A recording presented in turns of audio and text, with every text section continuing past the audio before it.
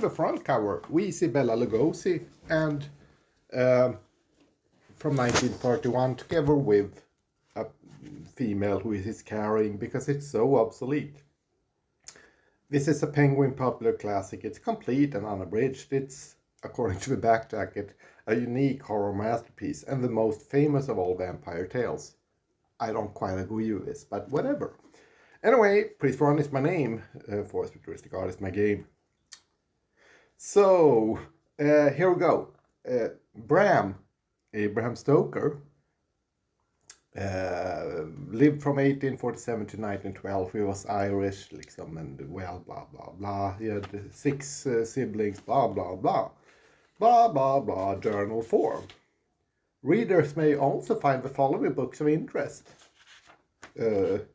Margaret L. Carter. A woman? Yes, of course. Yeah. So, we also have Dracula, the novel and legend. Anyway, Pries Verhon is my name, for futuristic art is my game. I'm going to read from a novel. Drink some wine. I don't drink wine.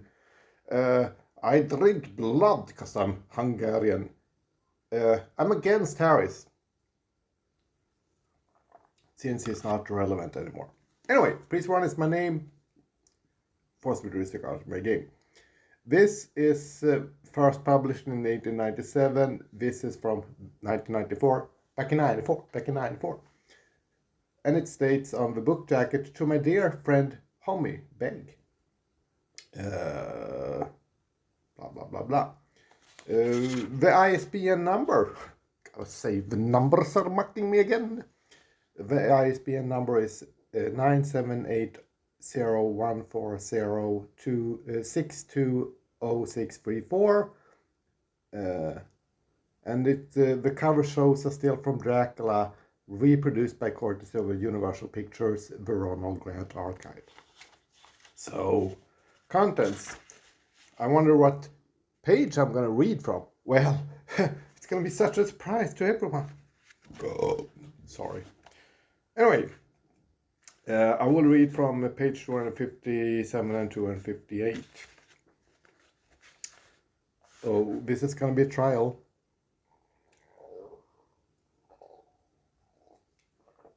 But anyway, I'll start with 256 and yeah, I'll start in the middle because this is so obsolete, it's not needed anymore, and it never was. Pries Verhon. Yes, please. And I quote, is this really Lucy's body? Or only a demon in her shape? It is her body, and yet not it. But wait a while, and you shall see her as she was and is. She seemed like a nightmare of Lucy as she lay there, the pointed teeth, the blood-stained voluptuous mouth, which it made one shudder to see, the whole carnal and unspiritual appearance seeming like a devilish mockery of Lucy's sweet purity. Van Helsing, in his methodical manner, began taking the various contents from his bag and placing them ready for use. First, he took out a soldering iron and some plumbing solder, then a small oil lamp, which gave out when lit in the corner of the tomb, gas which burned at fierce heat with a blue flame, then his operating knives, which he placed to hand, and last a round wooden stake, some 2.5 or 3 inches thick and about 3 feet long. One end of it was hardened by sharing in the fire and was sharpened to a fine point. With the stake came a heavy hammer, such as in household is used in the coal cellar for breaking the lumps. My lumps, to me. A doctor's preparation for work of any kind are stimulating, page 257, embracing, But the effect of these things on both Arthur and Quincy was to cause them a sort of consternation. They both, however, kept their courage and remained silent and quiet. When all was ready, Van Helsing said, "Before we do anything, let me tell you this. It is out of the lore and experience of the ancients and of all those who have studied the powers of the undead. When they become such, there comes with the change the curse of immortality. They cannot die, but must go on age after age, adding new victims and multiplying the evils of the world. For all that die from the preying the undead become themselves undead and prey other kinds. The circle goes on ever widening, like as the ripples from a stone thrown in the water. Friend Arthur, if you had met that kiss with you, which you know well before poor Lucy Dyer again last night, when you opened your arms to her, you would in time, when you had died, have become Nosferatu, as they call it in Eastern Europe, and would all time make more of those undeads. So it filled us with horror. The career of this so unhappy dear lady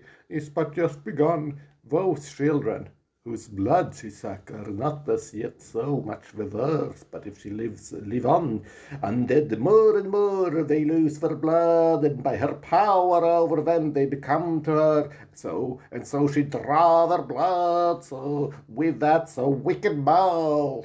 Oh, but if she die in truth, then all sees the tiny wounds of her throats disappear, and they go back to her place, unknowing ever of what has been. But of most blessed of all, when this now undead be made to red as true dead, then the soul of the poor lady whom we love shall again be free, instead of working wickedness by night and growing more debased in the assimilation of it by day. She shall take her place with the other angels. So that, my friend, it will be a blessed hand for her that shall strike the blow that sets her free. To this I am willing, but is there none among us who has a better right? Will it be no joy to think of hereafter? Page 258. The silence of the night when sleep is not. It was my hand that sent her to the stars. It was the hand of him that loved her best. The hand that all she would herself have chosen had it not been to her to choose. Tell me if there is such one amongst them. We all looked at Arthur. Yeah. So we all looked at Arthur. This is obviously not contemporary, and I'm kind of overacting just a little bit quite there, because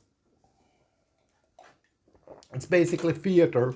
Abraham Stoker was born too long time ago, and he didn't really have the literary skills of other authors such as, well, Mary Shelley, Charlotte Bronte, or Ayn Rand, because I mean we need to be more contemporary.